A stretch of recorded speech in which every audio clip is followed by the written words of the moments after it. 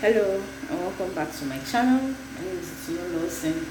I forgot that I promised to do this vlogging of a thing, but I remember daily enough. So today is Sunday. It's past 12:20. So I am making Sunday lunch slash dinner.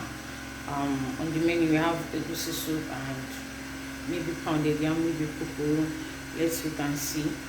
I'm just going to show you what I've been doing, what I've been up to. Let's do this. My beef is already boiling. I seasoned it with onion paste, ginger and garlic paste, soy sauce, star anise, adobo, crayfish, and Cameroon pepper. A lot of people do not know that you can use pepper to flavor your food. So pepper is not just for heat. And I also added allspice.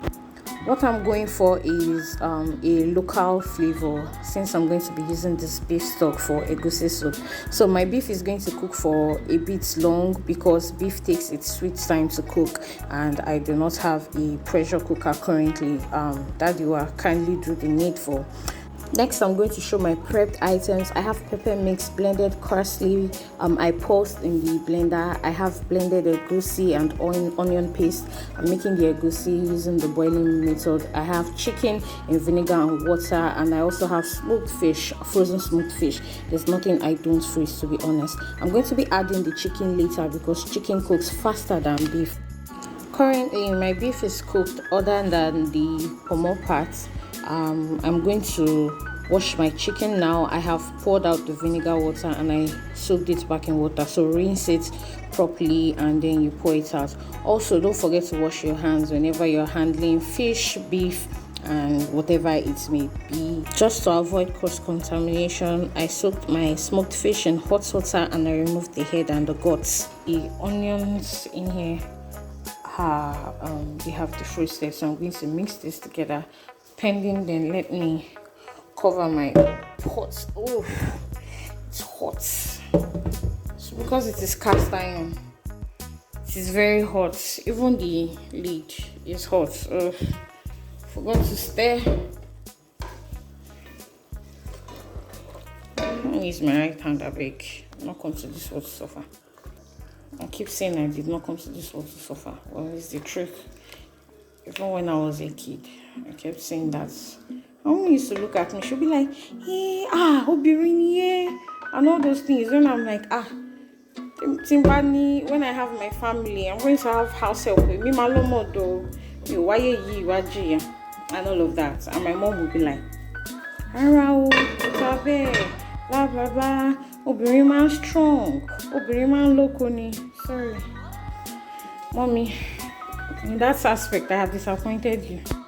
Right now, I am going to mix the egusi and the onion puree together. I am using a spatula because I do not want to wash my hands again. I wash my hands enough as it is. You do not need to add any water to this. The liquid from the onion puree is enough. So when your egusi and onion puree, when it is mixed together properly, you form it into onion balls. The mixture is a bit too thin for me, so I am adding extra egusi to make it thicker.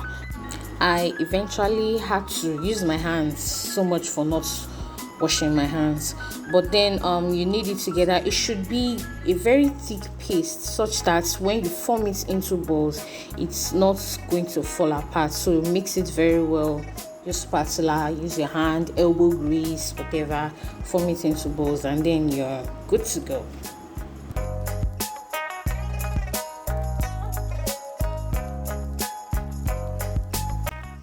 Okay, so our meat, I feel weird saying meat, and I know this is Peju's handwork. Oh yeah, this is your handwork. At this point, I'm adding some more water to get more stock to cook the egusi in. Not too much, just enough to cover the meat. Then I added in the egusi balls. it will not stop it. I cooked for about 10 minutes depending on how I wanted the egusi balls to be, either whole or in pieces. You can decide to cook it for longer or even shorter, so long as the egusi is cooked. After it is cooked, I stirred it gently.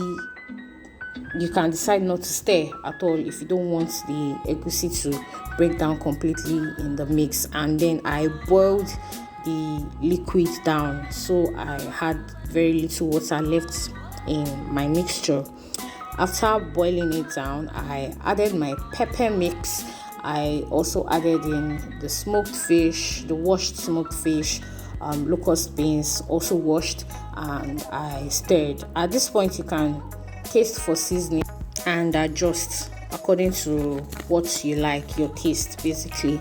I added a little bit more salt and crayfish, a lot of crayfish. Just add according to how the spirit leads you, to be honest. After adding my crayfish, I added in half cup of palm oil. At this point, the palm oil was too much for my taste and oil consumption. The oil was very thick and I misjudged, but it eventually still came out well, so glory be to God for that.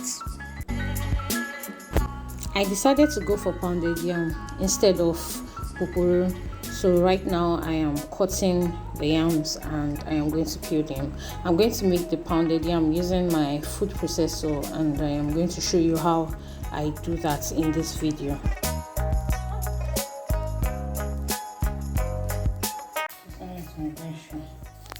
It's hard. My breast is big. Let that part be there.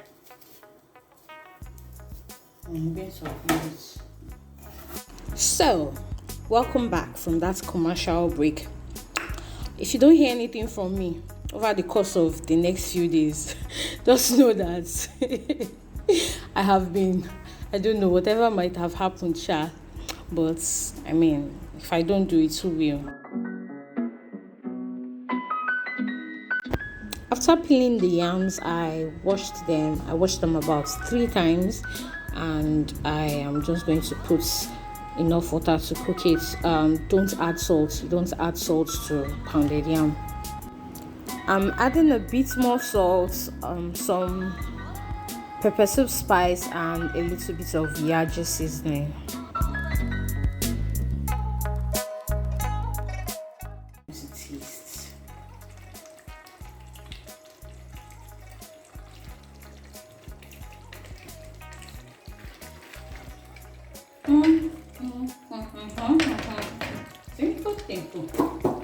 You too like food. Stop dancing.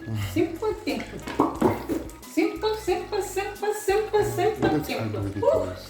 Everything is cooked now, so I'm going to add in my Ugwu leaves. They were sliced using the thin slicing blade of my food processor and frozen. I buy my Ugwu in bulk, slice, wash, slice, then freeze. At this point, you can also add uziza leaves or the seed, blended of course. I love uziza in egusi soup because the taste, oh my god, the flavor, the bitterness, it's just I'm also adding some more Ugwu leaves because I mean I want it, and also it just wasn't enough for me. And after adding in the Ugwu leaves and stirring properly, I covered it, left it to cook for about 3 to 5 minutes, and my egusi is ready to be chowed with some wonderful pounded yam.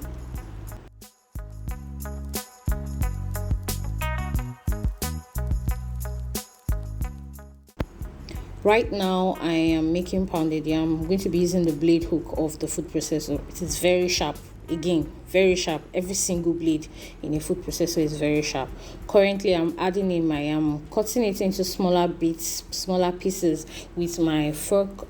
Depending on how soft or how hard you want your pounded yam to be, you can add water to determine that. This also depends on the type of yam you are using. If you are using dry yam, aka old yam, you want to add water, otherwise you're going to put strain on your food processor. So depending on how much water you add, your pounded yam is going to either form into a ball, a dough in the food processor jar, or it is not going to form into a ball. So this that you are seeing is quite hard because I didn't add that much water. But the next batch I did, I added a bit more water, so it didn't form into a ball like this one did.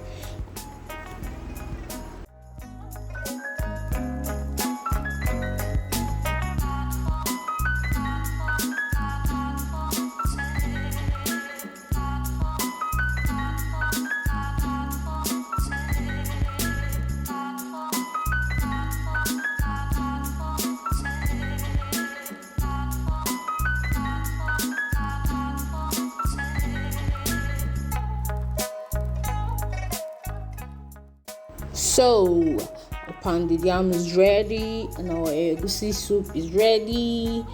Right now, it's late at night, and to be honest, I'm hungry again. Just editing this video.